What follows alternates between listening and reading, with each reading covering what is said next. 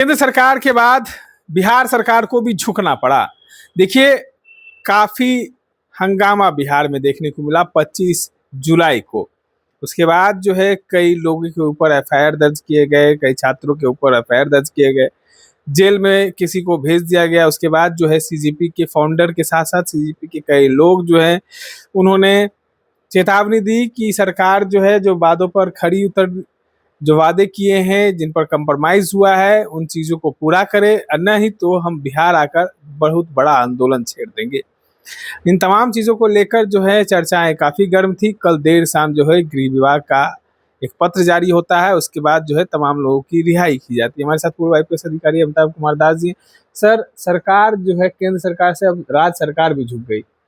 नहीं, ये तो होना ही था। जंजी से 7वीं फेल मुख्यमंत्री सम्राट चौधरी बुरी तरह घबरा गए हैं और कल बिहार सरकार ने ऐलान किया है कि बच्चों पर जितने भी मुकदमे कायम हुए थे, मतलब 26 जुलाई शाम 6 बजे तक, वे सारे मुकदमे वापस ले लिए जाएंगे और सारे बच्चों की रिहाई की प्रक्रिया शुरू होगी। देखिए, दर्शक जानते हैं कि 25 जुलाई को बिहार बंद बुलाया गया था इसी मुद्दे पर, जो आजकल जेन जी के मुद्दे हैं, नीट पेपर लीक को लेकर, और उस समय जो शिक्षा मंत्री थे धर्मेंद्र प्रधान, उनके इस्तीफे को लेकर। और ये बिहार बंद बहुत सफल रहा था। छोटे छोटे शहरों में भी काफ़ी हंगामा हुआ था और पुलिस का जो रवैया था वो बहुत ही दमनकारी, आप उसको कह सकते हैं। बताइए, सिवान में ऐसी हालत हो गई कि एक पुलिस वाला है अभिषेक पटेल, जो नीतीश कुमार का रिश्तेदार कहा जा रहा है, उसने लड़कों पर, बच्चों पर AK-47 राइफल चला दी। बताइए, AK-47 का जो आतंकवादियों से लड़ने का हथियार है वो बच्चों पर चलाया जा रहा है। 3 बच्चों को गोलियां लगी हैं। क्या हो रहा है? और उसको सिर्फ निलंबित किया गया। निलंबन कोई सजा ही नहीं है। 1 महीना बाद फिर निलंबन मुक्त कर दिया जाएगा जब ये मामला ठंडा हो जाएगा। इस पर तो हत्या के प्रयास का FIR होना चाहिए और गिरफ्तारी होनी चाहिए, लेकिन नीतीश कुमार का रिश्तेदार है अभिषेक पटेल, इसलिए कोई एक्शन नहीं हो रहा है। और उसी दिन पटेल नाम सुनते हैं सबको रिश्तेदारे जोड़ देते हैं। नहीं, आप पता कर लीजिए, है ना। मुझे पता है ना, मेरे भी जासूस है ना, ऐसा थोड़ा है कि बिना जासूसों के बैठा हुआ।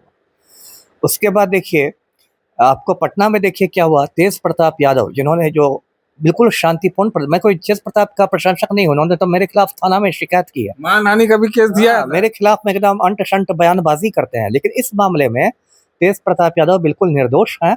मैंने देखा यूट्यूब पर उनका शांतिपूर्ण प्रदर्शन था, वो तिरंगा झंडा लेकर निकले थे और उसके बाद कुछ उनको होना नहीं चाहिए था, लेकिन शाम होते होते, रात होते होते उन पर हत्या के प्रयास का मुकदमा चलाया गया और जेल भेज दिया गया, जो सरासर पुलिसिया गुंडागर्दी है, सिर्फ इसलिए क्योंकि उन्होंने बांकीपुर उपचुनाव में प्रशांत किशोर का समर्थन कर दिया। और सैकड़ों बच्चों को परेशान किया गया। उनके माँ बाप भटकते रहे कि कहाँ कहाँ मेरे बेटे को रखा गया है। मुझे कितने फ़ोन आते रहे कि सर कुछ पता नहीं चल रहा है, क्या कीजिए। आपको भी फोन आ रहा? हाँ, बहुत सारे लोगों ने मुझे फ़ोन किया। एक आशीष नाम का लड़का है, कभी कभी मेरे पास भी आता है, वो लापता हो गया था। फिर मैंने आशीष का फोटो अपने इस पर फेसबुक पर डाला, उसका आधार कार्ड भी डाला। मैंने चेतावनी दी कि इसके साथ कुछ होगा तो सीनियर एसपी पटना जिम्मेदार होगा। फिर थोड़ी देर बाद मुझे फ़ोन आया कि पता चल गया वो हवाई अड्डे थाने में। तो इस तरह से लगातार रात भर मैं जगा रहा उस दिन 25 जुलाई की रात, 25-26 की रात को। उसके बाद कल ऐलान हुआ कि ये सारे मुकदमे वापस लिए जाएंगे। अब सम्राट चौधरी डर गए हैं। डर की वजह मैं बताता हूँ दर्शकों को। पहली वजह तो है जो अग्नि कन्या है नेहा बोरा, वो पटना पहुँच गई। नेहा बोरा आइसा की राष्ट्रीय अध्यक्षा है। अभी उसने जंतर मंतर पर 23 दिनों की भूख हड़ताल रखी है, इसलिए उसको अग्नि कन्या कहा जाता है। वो पहुँच गई। उसने कहा कि 30 जुलाई को बिहार भर में चक्का जाम होगा। बेउर जेल भी गई। अब सम्राट चौधरी को लगा कि इसने तो प्रधानमंत्री की खटिया खड़ी कर दी, तो मैं किस खेत की मूली हूँ। तो एक तो नेहा बोरा फैक्टर। दूसरा था कि अभिजीत दीपके ने कहा कि अगला जो होगा आंदोलन वो पटना में होगा, मैं दिल्ली के बाद पटना आऊँगा। तो उससे भी घबरा गए कि कॉकरोचों ने तो धमाल मचा दिया, धर्मेंद्र प्रधान का इस्तीफा हो गया। इनको लगा अभिजीत दीपके पटना आएगा और गर्दनी बाग दूसरा जंतर मंतर बनेगा, तब सम्राट चौधरी क्या करेंगे, हरा गमछा ट्रैक करेंगे। तो उससे भी घबरा गए।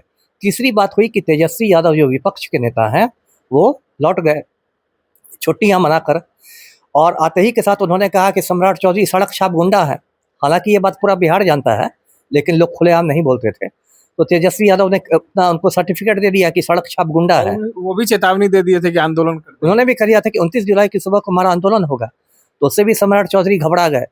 उसके बाद अगला फैक्टर है कि देखिए, बांकीपुर में भाजपा की बहुत पतली हालत है और परसों मतदान है बांकीपुर में, और प्रशांत किशोर 10,000 वोट से जीत रहे हैं। तो बांकीपुर में हारने के बाद तो सम्राट चौधरी की कुर्सी चली जाएगी, नित्यानंद राय शपथ ग्रहण ले लेंगे मुख्यमंत्री की। तो सम्राट चौधरी बुरी तरह घबराए हुए हैं। तो इन्होंने कहा कि भाई अब सरेंडर करो, अब यहाँ ज़्यादा गुंडाई नहीं चलेगी। तो सारे मुकदमे वापस लिए गए हैं, और इसका मैं स्वागत करता हूँ। ये जेन ज़ी की जीत है, और सम्राट चौधरी के गाल पर एक तमाचा है कि आपको सड़क छाप गुंडा कहा भी गया, आप कुछ कर नहीं सके, आपको मुकदमे वापस लेने पड़े। मुकदमा वापस क्यों लेना पड़ा, तमाम चीजों पर चर्चाएं हो रही थी। पूर्व IPS अधिकारी अमिताभ कुमार दास जुड़े हुए थे।